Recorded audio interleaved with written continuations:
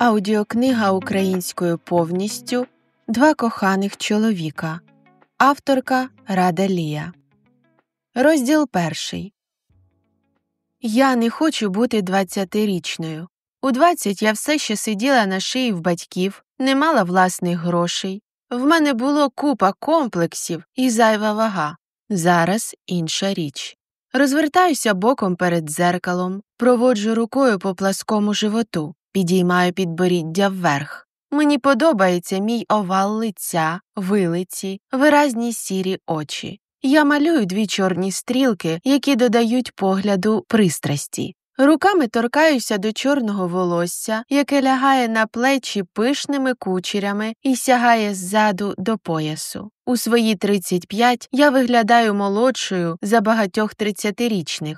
Вже мовчу про те, що маю власні гроші і можу робити, що вважаю за потрібне, на відміну від студентських років, коли мусила погоджувати з батьками кожен крок. Продовжую оглядати себе у дзеркало. Не розумію тих жінок, які в 30 жаліються на свій вік і хочуть бути молодшими. Я ж не можу відірватися від свого відображення. У двері дзвонять, і моє серце завмирає. Я знаю, хто це. Відчиняю. На порозі стоїть Остап. Красивий, темноволосий, широкоплечий, спортивної статури чоловік, з яким я зустрічаюся 2 роки. Сьогодні наша річниця. Він тримає букет троянд. Тремтячими руками беру квіти і впускаю його всередину. Остап мене обіймає, ніжно цілує. Роззувається і проходить до кімнати. Ставлю квіти у вазу і слідую за ним. Я замовила їжу з ресторану. Сьогодні ми проведемо романтичний вечір вдвох. Відчуття щастя охоплює мене. Як довго я до цього йшла? Ні, не 2 роки, а всі 8. З моменту, як мій чоловік пропав безвісти. Мій померлий чоловік, нагадую собі подумки, і сідаю на диван поруч з Остапом. Він бере пульт, вмикає тиху музику. Енігма. Розливає вино по келихах. «Я хочу випити за тебе, за мою другу половинку, за мою душу», – каже тихо. Він усміхається. Я осушую келих і горнуся до нього. Мені добре. Жодної думки в голові. Абсолютний спокій. Довгі роки я нагадувала собі поранену пташку без одного крила. Після зникнення Данила я була розгублена, налякана. Та коли його визнали мертвим, ніби померла разом з ним. В кожному чоловікові на вулиці я бачила його. Мені здавалося, що він от-от відчинить своїм ключем двері, покличе мене. Я вибіжу йому назустріч і потону в його обіймах. Та коли виходила з кімнати, мене зустрічала холодна, темна тиша і надійно замкнені двері. З часом я його відпустила. Одного ранку прокинулася і подумки попрощалася з Данилом. «Пробач», – прошепотіла тоді, – «я не можу більше тебе тримати. Моя туга спалює мене зсередини, і ще трішки від мене залишиться лише пуста оболонка. Я мушу жити тут одна без тебе, тож відпускаю тебе». Тоді я встала з ліжка й озирнулася. Вперше усвідомила, що Данило більше не повернеться. Не відчинить вхідні двері, я не побачу його усмішку. Він не заговорить зі мною. Його більше немає і крапка. Це було боляче і дивно. Я ніби прокинулася. Мене накривало відчуття, що цей світ, квартира, люди чужі для мене. І я теж була іншою, не собою. Та з кожним днем ставало легше. Я більше не чекала на Данила і вчилася жити сама. Пройшло кілька років, і я зустріла Остапа. Він вихром увірвався в моє життя, накрив турботою. І коли я була на 100% впевнена, що чоловік мені не потрібен, раптом відчула, що до болю хочу, щоб мене любили, турбувалися, щоб поруч був хтось такий живий і теплий, як Остап. І ось ми тут. 2 роки пролетіли непомітно. Данило все ще займає місце в моєму серці, яке я сховала за масивними дверима і 7 замками. Куди я більше не заглядаю, бо тепер в мене з'явився окремий простір для Остапа. Мій власний оазис, мій дім. Остап поцілував мене у лоба, сильніше пригорнув до себе. Потім дістав червону оксамитову коробочку з кишені. Я вже здогадалася, що всередині обручка. Моє серце забилося частіше. «Ярино, «Ти вийдеш за мене», – сказав він тихо. Я мовчу. Бажання сказати «так» і водночас дикий страх розривають мене навпіл. «Якщо ти погодишся, ми завжди будемо разом, обіцяю».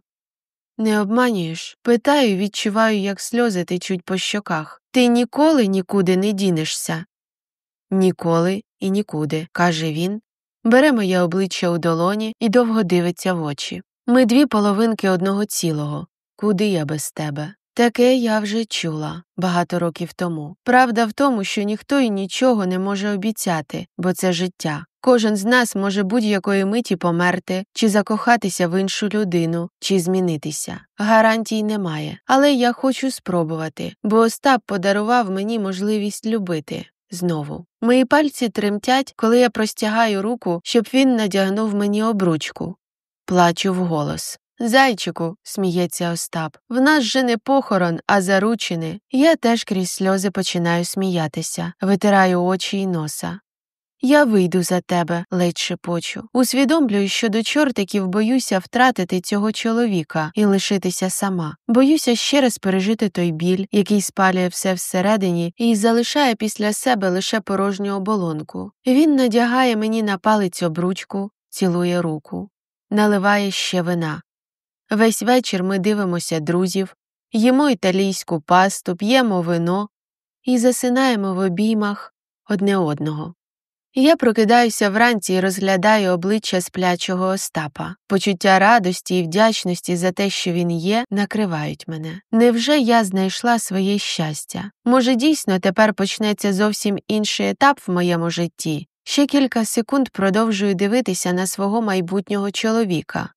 Колись я вважала, що Данило є моєю найріднішою людиною, і він єдиний, хто здатен мене зрозуміти. Зараз те саме думаю про Остапа. Як можна мати такі глибокі почуття і відчувати спорідненість душ до абсолютно різних людей? Встаю з дивану, на якому ми заснули, прибираю вчорашні залишки їжі зі столу і відношу пусті тарілки на кухню. Сьогодні в нас обох вихідний, на роботу не треба, тож будемо продовжувати святкувати заручини. Усміхаюся сама собі. Нарешті моє життя стає схожим на нормальне, мию посуд. Подумки згадую всі цікаві місця, куди можна сходити. В мене з'явилося бажання прожити з Остапом максимально яскраве життя, щоб кожен день, хвилина і навіть секунда були наповнені емоціями і любов'ю. Намагаюся згадати щасливі моменти з Данилом і розумію, що спогадів мало. Ми були так зайняті роботою і бажанням заробити грошей на своє майбутнє, що, не дивлячись на шалене кохання, разом майже не були. Тож тепер я хочу це виправити, щоб, якщо щось станеться, кожна клітинка мого тіла, розуму і душі була сповнена Остапом. Щоб ми нажилися одне одним на максимум. Закриваю кран з водою. Витираю руки. Раптом чую, як вібрує телефон. Я залишила його на подушці біля Остапа. Повертаюся до спальні, ще раз дивлюся на його мирне обличчя, хапаю телефон і виходжу з кімнати. Повертаюся на кухню. На екрані висвічується незнайомий номер. Хвилину вагаюся і нарешті беру слухавку. «Алло?» Там мовчать. «Алло?» Повторюю роздратовано. Впевнена, що це хтось грається, бо чую дихання людини. Водночас мене накриває незрозуміла тривога. «Ярино», – каже до болю знайомий голос. «Це я, Данило. Ми можемо зустрітися?» На мить забуваю, як дихати. Серце перестає битися. Мені здається, це поганим сном, кошмаром, який переслідував мене в перші роки після його зникнення. Відчуваю слабкість в ногах і руках, сповзаю вниз по стіні, стискаю телефон так, що кісточки пальців біліють. Мовчу. «Ти мене чуєш?» – повторює голос. «Я живий». Кілька секунд дивлюся на палець з обручкою. В голові ехом повторюється «Я живий». «Я живий».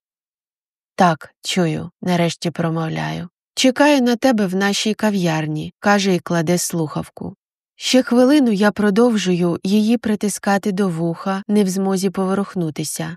Перші роки після його зникнення кожну ніч мені снилося, що він телефонує і каже, що живий. Я прокидалася і ходила шукати його по квартирі. Мріяла, щоб це виявилося правдою. Тепер це повторилося в реальності. От тільки замість щастя я відчуваю шок. Встаю з підлоги, йду вдягаюся, кілька секунд спостерігаю за сплячим нареченим. Данило живий, крутиться в мене в голові. Кидаю ще один погляд на чоловіка, який вчора зробив мені пропозицію, і виходжу з квартири.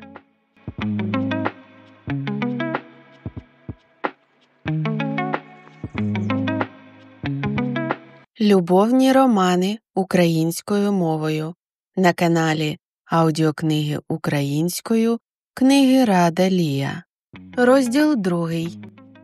Як в тумані спускаюся сходами, біжу через двір, переходжу дорогу, вже перед самою кав'ярнею сповільнюю крок. Мені страшно і водночас дуже хочеться побачити його. Вдивляюся у вікна закладу, серце завмирає. Я бачу його за столиком біля дальнього вікна, та ж постава, широкі плечі, темне волосся. Здалеку ніби не змінився. Він вивчає меню, не можу в це повірити.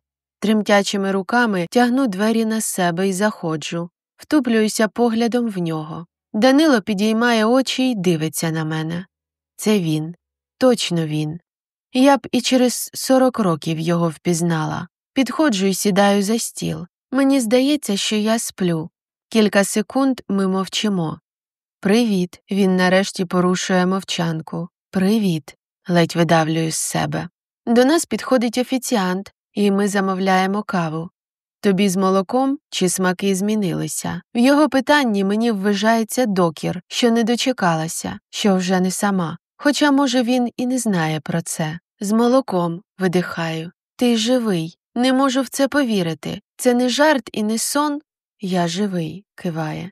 «Як же так? Де ти був 8 років?» Мусив сховатися. Його відповідь мені не зрозуміла. Сховатися від кого? Якщо в нього були проблеми, то чому я нічого про це не знала? «Ти можеш пояснити, що тоді сталося?» Дратуюся. «Ти вийшов до магазину і не повернувся. Я роками шукала тебе, плакала, потім поховала». Він бере мою руку у своїй долоні, серйозно дивиться мені в очі. Я завинив одним серйозним людям багато грошей. І щоб вони мене не вбили, довелося зникнути. Згадую, як до мене і справді приходив сивий чоловік, років 50.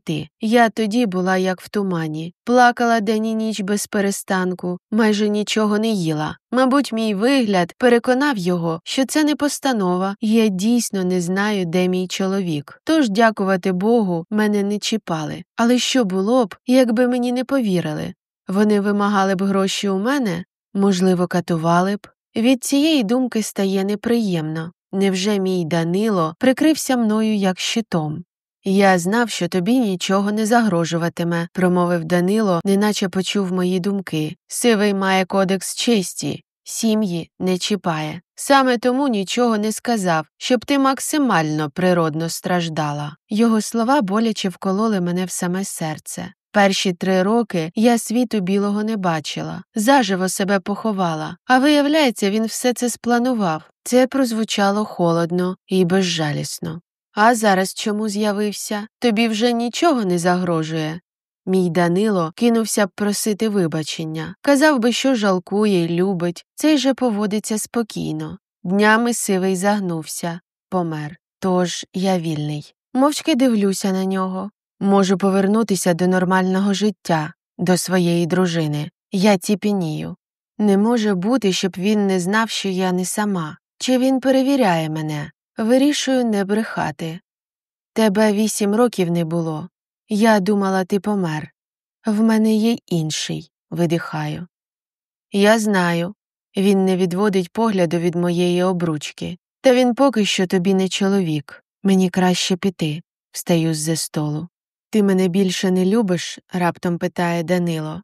«Хіба ми не присягалися одне одному у вічному коханні? Не обговорювали, що і після смерті чекатимемо одне одного, щоб разом провести вічність?» Завмираю. Був час, коли я дійсно вірила, що ми навіки разом. В глибині душі я й досі так думаю. Та щось змінилося між нами. Мій Данило неодмінно попередив би мене про те, що зникне, щоб не змушувати проходити весь цей болючий шлях. Я завжди тебе любитиму, але все змінилося. Коли ти помер, запинаюся, коли я думала, що ти помер, то ледь сама не пішла на той світ за тобою. Пройшли роки, поки я знову захотіла жити. Ти не можеш звинувачувати мене в тому, що я знайшла новий сенс у житті, емоції, людей. Я живу далі, і тобі раджу зробити те саме. Виходжу з кафе. У сусідньому магазинчику купую шоколадні цукерки і 2 кави з собою. Йду додому. Мене трусить. У своїх мріях я уявляла собі все інакше, що коли ми побачимо одне одного, весь світ перестане існувати. Залишимося лише ми вдвох, станемо одним цілим. Та в реальності він змінився, а можливо змінилася я. Коли заходжу у квартиру, мене огортають пряні аромати з кухні. Роззуваюся. Остап виходить мені назустріч, цілує, забирає з рук каву й цукерки. Його обличчя осяює посмішка. «Яка ти в мене хороша. Прокинулася раніше, щоб купити нам кави». Відчуваю провину. Він тим часом повертається на кухню. «Сідай. Зараз будемо снідати. Омлет майже готовий. Мені здавлює грудну клітину. Останні роки я не думала про чоловіка. Та після зустрічі з ним неочікувано згадала, як ми снідали, як я готувала для нього, а він сидів на цьому місці, де зараз сиджу я, посміхався і пив каву. Озираюся. Він ввижається мені в кожному кутку. Перед очима постають сцени з нашого життя. Дивлюся на палець з обручкою. «Тобі подобається?» Згадую, як Данило освідчився мені, як швидко билося моє серце, з якою гордістю я носила ту обручку. «Тобі подобається?» знову лунає. «Дуже», усміхаюся Остапу. Сама ж відчуваю, що втрачаю розум. Навіщо він повернувся і саме тоді, коли я знайшла в собі сили жити далі? Остап викладає омлет з помідорами на тарілку, посипає його зеленню, ставить переді мною чашку з гарячим чаєм, сідає навпроти. Його очі палають любов'ю, а я бачу перед собою обличчя Данила, його глибокий проникливий погляд. На лобі виступають крапельки поту. Мені зле, тихо шепочу. Піду полежу. Обличчя Остапа стає стурбованим, але я не маю сил щось йому пояснювати. Не знаю, як розказати, що мій чоловік, якого я вважала загиблим, знову виявився живим. Йду до кімнати, лягаю на диван, дивлюся на стелю. Всі мої забуті, затиснуті, наче лищатами почуття до Данила, раптом вийшли на поверхню. Я пам'ятаю кожен його поцілунок, дотик, всі наші ночі, захлинаюся в сльозах. До кімнати заходить Остап. Він нічого не питає. Лягає позаду мене, притискає до себе. Відчуваю, як б'ється його серце. «Не знаю, що в тебе сталося», – шепоче, – «але я з тобою.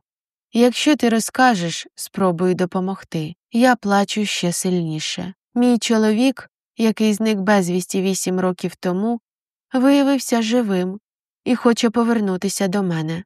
Остап завмирає. Не знаю, навіщо це сказала, та тепер пояснювати доведеться набагато більше, ніж збиралася.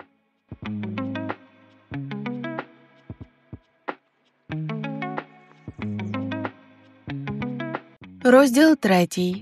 «Данило живий?» – перепитує Остап, наче в мене був не один чоловік, а кілька. Я мовчки киваю, він відсторонюється, зітхає. «Ви вже бачилися?» Сьогодні вранці він зателефонував і сказав, що живий. Ми зустрілися у кав'ярні. «І що це значить для нас?» – питає стурбовано, хоча й намагається приховати свої емоції. «Нічого», – дивлюся на нього заплаканими очима. «Я сказала, що в мене є ти». «Добре». Остап зітхає з полегшенням, знову обіймає і притискає мене до себе. Розказую йому про зустріч з Данилом та кажу не всю правду, бо насправді я не знаю, що це значить для нас. Більше нічого не знаю. Ще якийсь час ми лежимо разом. Мені з ним добре, надійно, затишно. Йому можу сказати все, про що думаю, за що переживаю. Він завжди зрозуміє, ніколи не засудить. В мене немає таємниць від Остапа. Я не боюся набрати зайву вагу чи навпаки занадто схуднути. Він любить мене будь-якою. З ним я почуваюся, як вдома. Згадую, як хотіла відкрити свій бізнес. Я в'яжу шкарпетки з різними написами та візерунками. Це обов'язково продаватиметься, сказав він впевнено, коли побачив, чим я займаюся. Ти дуже талановита. Цим він підштовхнув мене, дав надію, яка вже майже не дихала після скептичного «Та хто ті шкарпетки купуватиме?» «Й на такому не заробиш» від моїх подружок. Підбирав кольори разом зі мною, радив, які візерунки кращі. Допомагав налаштовувати сайт. Я повірила, що щастя можливе. Повертаю голову до нього. Він мовчки на мене дивиться своїми глибокими сірими очима, ніби читає душу. Я ж навпаки намагаюся її закрити, щоб він не відчув, не дізнався про мої справжні думки і почуття до Данила. Закриваю очі і згадую схожий літній день зі своїм чоловіком. Півночі я не спала. Готувала страви на його день народження. Мала прийти ще свекруха, і я хотіла, щоб вона бачила, як я люблю її сина. Тож наступного дня, після святкування і, здається, нескінченного миття посуду, нарешті мала змогу відпочити. Я тоді зайшла до кімнати і сіла на диван, зняла туфлі і видихнула з полегшенням. До мене підійшов Данило. Він взяв у руки мою ступню і почав ніжно, м'якими рухами розтирати шкіру, робити масаж. Я застогнала від задоволення. Хвиля мурашок прокотилася моїм тілом. Данило знову надавив на місце між пальцями, і я застогнала сильніше. Він відчув, що мені це подобається, і продовжив. Дуже скоро ми вже стягували одяг одне з одного і займалися коханням. Так було завжди, коли він мене торкався чи навіть просто був поруч. Кожного разу я мліла і плавилася поряд з ним. Готова була цілими днями варити борщі, народжувати дітей і робити все, щоб він був щасливий. «Яро», – чую тихий шепіт. Відкриваю очі і зустрічаюся поглядом з Остапом. «Ти плачеш», – каже він стурбовано і витирає пальцем сльози з моїх щік. Я справді плачу, але навіть не помітила цього. Він цілує мене в губи. Про себе відмічаю, що від цього доторку не відчуваю тієї пристрасті, яка була до чоловіка. Мені не перехоплює подих, не стискається шлунок, не виникає бажання варити борщі, але моїм тілом розливається спокій і тепло. Притуляюся до його грудей, в обіймах Остапа відчуваю себе маленькою дівчинкою. Він знову нічого не питає, і я вдячна йому за це. Ми лежимо так весь день, дивимося телевізор. «Хочеш їсти?» – питає Остап і йде на кухню. За кілька хвилин повертається з тацею, наповненою бутербродами з сиром та 2 чашками солодкого, гарячого чаю. Ми вмикаємо стару французьку комедію «Жандарм із Сен-Тропе». Їмо, сміємося. Напруга потроху відпускає мене. Не полишає відчуття, що я вдома і тут безпечно. Ми дивимося ще кілька комедій. На фоні всього цього в мозку крутяться думки про Данила. Я не відганяю їх і не ігнорую. Мені здається все це нереальним. Не знаю, як на це реагувати, тому просто живу цим моментом. Засинаю в обіймах Остапа, сподіваючись, що все само якось вирішиться, і завтра виявиться, що або Данило нікуди й не зникав 8 років тому, і ми досі разом, або його ніколи й не було, і я вже 10 років живу з Остапом. Прокидаюся вранці, дивлюся на Остапа і думаю, що я найщасливіша жінка на світі. Наступної миті згадую про Данила, і серце розривається навпіл. Як вибрати між одним справжнім коханням і іншим також справжнім коханням? Йду готувати каву. Ще вчора це був би звичайний, затишний ранок. Приємний, поруч з коханою людиною. Зараз же все напружує. Дивлюсь на екран телефону, є повідомлення від Данила. «Поїдьмо сьогодні після роботи до озера. Пам'ятаєш наше місце?» Я пам'ятаю. Пальці зрадницьки тремтять і, насправді, я хочу поїхати. Не відповідаю. П'ю каву, збираюся, цілую у щоку сплячого Остапа і йду по магазинах. Треба купити нитки для нових моделей шкарпеток. У маршрутці розмірковую, чи стану зрадницею, якщо залишуся з Остапом. Адже я присягалася, що любитиму Данила завжди і буду йому вірною до кінця наших днів. І от доля складається так, що я, хоч і сама в тому не винна, зраджую йому. Виходжу на вулицю, тяжкі думки не покидають мене, що як єдине правильне рішення – це залишитися зі своїм чоловіком і покинути Остапа, адже він був першим. Але я не можу забути Остапа. Очі знову наповнюються сльозами, і я ледь бачу дорогу, якою йду. Кілька годин тиняюся по магазинах в центрі міста. Нарешті виходжу з 2 сумками, наповненими нитками. Прямую до зупинки. Раптом чую, як Данило гукає мене. По спині пробігає холодок.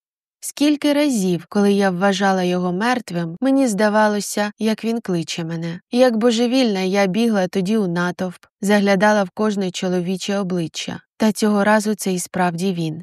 Підійшов, забрав у мене сумки. Ми прямуємо до джипа з затемненим склом. «Твоє авто?» Він киває і ставить сумки в багажник, відчиняє мені двері салону. «Ти й зараз від когось ховаєшся?» – питаю, коли ми сіли всередину. «Затемнені вікна», – відповідаю на його здивований погляд. «Можливо.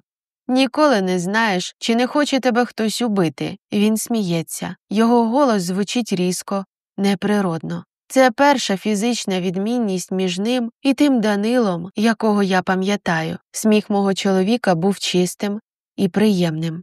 І все ж є дещо, що не дає мені спокою, раптом кажу. Чому ти не сказав, що живий потім? Пізніше. Коли пройшов рік чи 2, Сивий не чіпав мене, ніхто не питав про тебе. Чому не дав знак, що живий, адже тобі вже нічого не загрожувало? Деякий час він мовчить.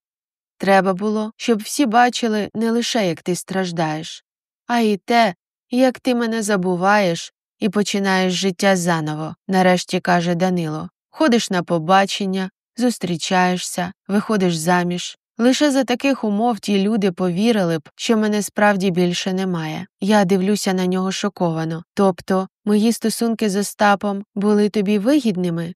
Так, відповідає Данило, але я не зміг спостерігати, як ти закохуєшся в іншого, тому ризикую, намагаючись зустрітися з тобою.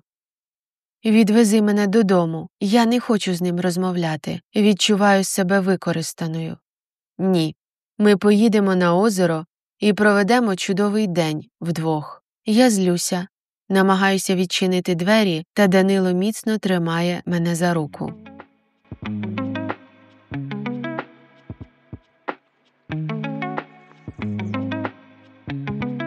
Аудіокниги українською про кохання на каналі Аудіокниги українською книги Рада Лія. Розділ 4. «Не роби дурниць», – каже Данило роздратовано. «Ти що, будеш стрибати з машини?» Його запитання повертає мене до реальності. А й справді, не буду ж я стрибати на швидкості. Ми під'їжджаємо до озера, колеса грузнуть у піску. Авто зупиняється. Кілька секунд ми просто сидимо в машині. Данило тримається за кермо, ми обоє витріщаємося на озеро. Перед моїми очима постають спогади. Я щойно випустилася з універу. Данило зустрів мене з букетом троянд, привітав. «Поїхали, відсвяткуємо твій перший день на волі». Я сміюся. І дійсно почуваюся, наче мене випустили після довгих років утримання під замком. По дорозі ми заїжджаємо до піцерії, беремо піцу і пиво, приїздимо сюди. Як тільки авто зупиняється, вискакуємо з нього, на ходу роздягаємося і стрибаємо з містка. Пам'ятаю, як холодна вода на мить огортає і поглинає мене, закладає вуха. Я опиняюся у вакуумі. А потім виринаю і відчуваю все – тепле літнє повітря, шум пташок, плескіт води і гарячі губи Данила на своїх губах. Кілька годин ми плаваємо наввипередки, без перестанку цілуємося, час від часу вилазимо на берег поїсти піци і випити пива. Коли небо почало сіріти, ми сиділи на ковдрі на березі і дивилися на воду. Обговорювали наші плани на наступний рік. «Влаштуюся куди-небудь», – кажу я, – «але то тимчасово, бо планую відкрити свій бізнес». «І що то буде за бізнес?» – цікавиться Данило. Я знизую плечима. «Щось творче. Хочу створювати красиві речі і робити цей світ кращим». «Ти вже зробила мій світ кращим», – каже Данило і витягає коробочку з кишені. «І я волію жити в такому світі до кінця своїх днів. А ти?» Ця пропозиція – найромантичніший і найгарніший вечір у моєму житті. Звісно, що я погодилася. Тоді могла не те, що вийти за нього. Я була ладна життя віддати за цього чоловіка. Кожна клітина мого тіла тремтіла поруч з ним. Кожна думка була про нього. Тепер ми приїхали на те саме місце, вийшли з машини. Дивне відчуття. Неначе машина часу віднесла мене у минуле. Та потім зиркаю на обличчя Данила, його мана спадає. Поруч абсолютно чужа і разом з тим рідна людина. Я від нього відвикла. Справді почала забувати. Людська пам'ять – дивна річ. Ми виходимо на місток. Перед очима в мене я, але 22-річна, і молодий Данило. Він майже не змінився, лише змужнів. Я ж по собі бачу різницю. Де ти був всі ці роки? У знайомих. 8 років – це мають бути дуже хороші знайомі. Мені не дає спокою це питання. Один лісник надав мені притулок. Він був мені винен. Що ж можна завинити, щоб за це роками переховувати людину від бандитів? Життя?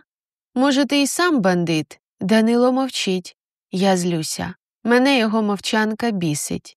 Де ти дів гроші, які взяв у Сивого? І нащо ти їх взагалі брав? Я вклав їх у нерухомість. Дивуюся, бо ні про яку нерухомість під час сімейного життя не чула. Ти все продав? Ні. Данило підозріливо зиркає на мене. Все досі є. Записано на тебе.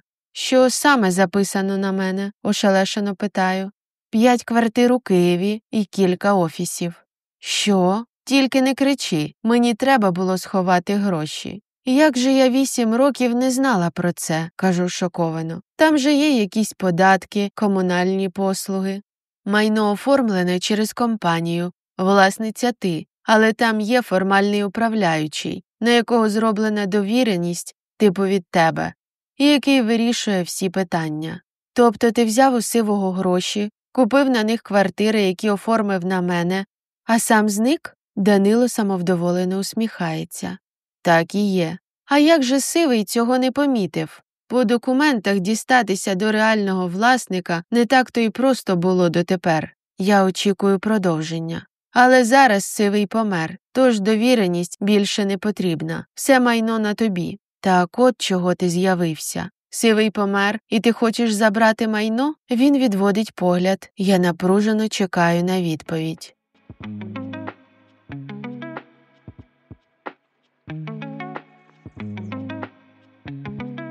Розділ 5. Данило, перепитую. Я повернувся до тебе, щоб відновити нашу сім'ю. Робить паузу. Але і гроші теж мені зараз потрібні. Не можу повірити у те, що чую. 10 років тому він був іншим. Це було «реалізуйся, а я забезпечу тил, займайся тим, що любиш, ми завжди будемо разом». Тобто, якби майно не було записане на мене, ти б ніколи більше не повернувся? Звісно, що повернувся б до тебе, каже поспішно. Але я йому не вірю. «Що ти хочеш зараз від мене?» – тихо питаю. «Щоб я відписала все на тебе? Я хочу, щоб ти кинула чоловіка, з яким живеш, і повернулася до мене», – каже спокійно. «А з майном щось вирішимо. Я збираюся почати бізнес, і мені потрібен стартовий капітал. І як найрідніша людина на світі раптом може стати такою далекою?» І відчуваю клубок у горлі і присмак гіркоти у роті. «Відвези мене додому, будь ласка». Ми сідаємо в машину. Я розчарована. Він підвозить мене під самий під'їзд. «Обіцяй подумати», бере мене за руку. «Пам'ятаєш, як ми збиралися все життя бути разом? Ми просто створені одне для одного». Я виходжу з машини і йду до під'їзду. Тільки зараз розумію, що саме мене приголомшило. Він вкрав гроші і переписав майно на мене, а сам зник. Якби Сивий виявив, що його гроші у мене, мені довелося б непереливки. А Данила в цей час не було поруч, і всі проблеми впали б на мою голову. Я щиро вірила у його безмежне кохання. А він просто підставив і використав мене. Мене душать сльози, горло стискається, важко дихати. Заходжу у квартиру. Я заглядаю до кімнати і бачу спину Остапа. Він сидить у навушниках за комп'ютером, працює. Роззуваюся. Проходжу й обіймаю його ззаду. Він знімає навушники. «Ти прийшла», озирається, і я бачу його усміхнене обличчя. Притискаюся до нього сильніше, мабуть, щоб не розплакатися. «Я нитки купила», – тихо шепочу. Він киває. «А я знайшов оголошення про виставку собак, яка пройде завтра. Сходимо? Ми ж хотіли завести песика». Виставка собак. Це звучить так затишно і тепло. Я погоджуюся і йду перевдягатися. Дістаю нитки з пакета, залажу у куток дивану і починаю в'язати нові шкарпетки. Саме шкарпетки врятували мене, коли зник Данило. Точніше, коли я зрозуміла, що він більше не повернеться. Минуло 3 роки, його визнали померлим, і я усвідомила, що більше не можу безцільно валятися на дивані і жити на утриманні батьків, і що чекати на чоловіка більше сенсу немає. Тоді я дістала з шафи клубок старих ниток і почала в'язати. Передивилася купу відео в Ютубі, поки нарешті в мене вийшло щось путнє. Шкарпетки були сірого кольору, на розмір більші, ніж потрібно, але від них йшло тепло, мені в них було затишно. Потім зв'язала ще кілька пробних варіантів, поки не навчилася робити шкарпетки з різнокольорними малюнками і надписами. Ще кілька років в'язала чисто для себе й сім'ї, аж поки одного разу Остап не прийшов до мене в гості і не побачив ящик, наповнений доверху різними шкарпетками. Тоді він порадив займатися цим професійно і продавати їх на спеціалізованих сайтах. Усміхаюся. Остап як сонце, яке прийшло в моє життя в найтемніший момент і осяяло його. Коли в'яжу, то не помічаю, що відбувається навколо. Так минула година, і Остап покликав мене обідати. Я їм свій салат, і мене знову накриває відчуття тепла. З Данилом я відчувала щастя, ейфорію, пристрасть, але тепла не було. Я тільки зараз це зрозуміла. Хіба можливе щастя без тепла і затишку? І чому, маючи це саме тепло з Остапом, я така нещасна зараз? Хоча до того, як дізналася, що Данило живий, здається, була цілком щасливою. Чи то мені лише здається? «Ти в порядку?» – питає Остап стурбовано. Мовчки киваю, доїдаю салат, ставлю тарілку в раковину і йду далі в'язати. Залишаю Остапа самого на кухні. На телефон надходить повідомлення. «Ти подумала? Ми створені одне для одного. Я завжди любив тільки тебе, і ти любиш мене. Ти ж і сама це знаєш». Від цих слів стискається серце, на очі навертаються сльози. «Знайди юриста. Я готова переписати на тебе все майно. Мені чужого не потрібно». Відповідь приходить через півгодини. «Завтра на 10 ранку тобі підходить?» «Так», відповідаю і плачу. Я чекала, що він скаже, що відписувати нічого не треба, що в першу чергу він хоче, щоб я кинула Остапа і знову була з ним, як раніше. Що я – найбільша цінність для нього. Та він лише підтвердив мої найгірші підозри. А якби він написав так, я б покинула Остапа, плачу ще сильніше. Розумію, що заплуталася. Люблю обох, і кожного по-своєму. До кімнати заходить Остап. Він почув, що я плачу. З його погляду бачу, що він все розуміє, але нічого не питає. Просто пригортає до себе. Так я й засинаю в його затишних обіймах. Вранці відкриваю очі і відразу згадую про вчорашню розмову. Настрій псується. «Ти куди?» – питає мене Остап, коли починаю збиратися. «За нитками», – кажу й нервово закушую губу. Він здивовано зиркає на мене, але нічого не питає. Лише коли виходжу з квартири, розумію, що він не повірив жодному моєму слову, бо нитки я купувала вчора. Відчуваю себе так, ніби зібралася зраджувати Остапу. Хоча, може, це недалеко від істини. Данило зустрічає мене біля будівлі з написом на вході «Юрист». Ми обіймаємося. Від його дотиків в мене мурахи по шкірі. Йдемо? Я киваю, хочу позбутися тих грошей, через які 8 років тому втратила свою сім'ю, кохання і душевний спокій. Ми сидимо в кабінеті, юрист формує документи, час від часу запитуючи особисті дані. А я думаю над тим, чи любив коли-небудь мене Данило. Може, я вигадала собі пристрасть, радість, щастя, що як це було лише в моїй голові. Нарешті ми здійснили формальну купівлю-продаж, а насправді просто переписали майно на Данила. Бачу його усміхнене, щасливе обличчя. Ми виходимо на вулицю. Я прощаюся і йду. Може, він хотів поговорити зі мною, але нічого не робить, щоб затримати мене. Тож я просто йду, довго гуляю вуличками, розмірковую над своїм життям. Нарешті, втомлена фізично, але заспокоєна морально, повертаюся додому. Відкриваю двері, і мене несподівано зустрічає тиша й холод. Відразу відчуваю, що щось не так. «Остапе!» – гукаю, та ніхто не відповідає. Біжу до вітальні, заглядаю до спальні, його ніде немає. Перечіпляюся і ледь не падаю. Опускаю очі, на підлозі стоїть дорожня сумка Остапа. Невже він зібрався мене кинути?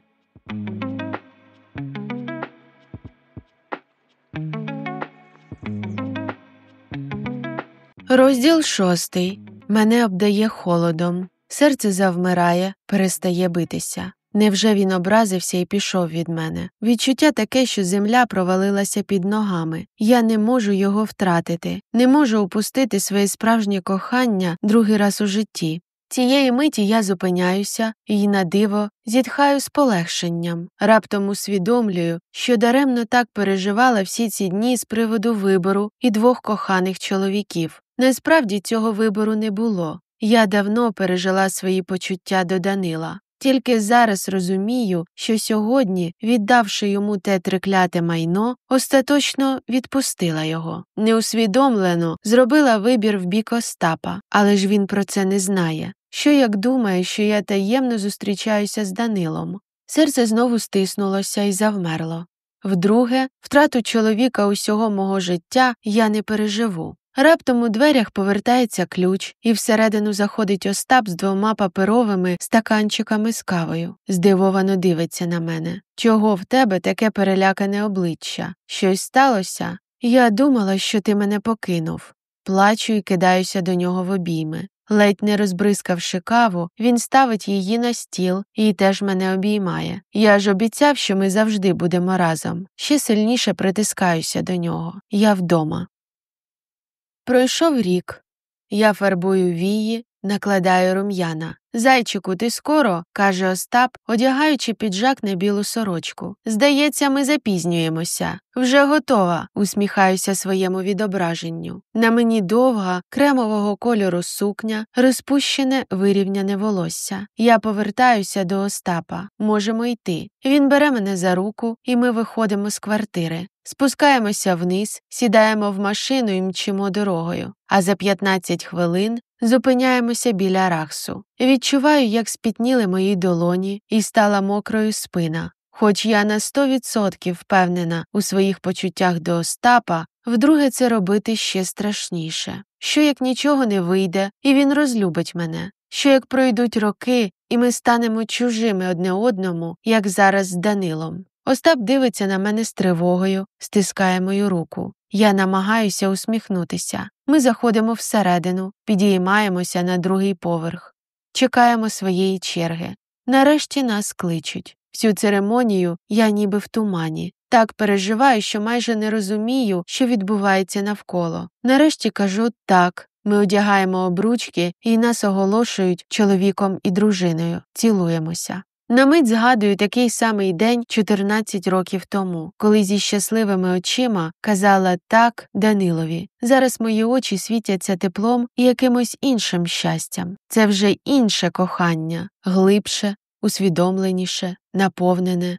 Виходимо з Рахсу, тримаючись за руки, сідаємо в машину і їдемо до ресторану, де забронювали столик. Всю дорогу я розглядаю срібну обручку, на якій вибито «твоя назавжди», дивлюся на Остапа. Правильно кажуть, що перший шлюб – то від молодості, а другий – від кохання. Ми заходимо до ресторану, займаємо свій столик і робимо замовлення. Тримаємося за руки, дивимося одне одному в очі. Раптом помічаю краєм ока Данила в дальньому кінці залу. Одягнутий у дорогий костюм, він жваво спілкується з якоюсь білявкою, намагається справити гарне враження, фліртує. Придивляюся уважніше. Колись найрідніша у світі людина, зараз ніби нічого й не було, майже незнайомець, міраж, спогад. Колись ми клялися одне одному у вічному коханні. Зараз не факт, що привітаємося. Дивлюся на свого чоловіка. «Ти завжди любитимеш мене», – тихо кажу. Так і буде, він впевнено відповідає. Ми п'ємо вино,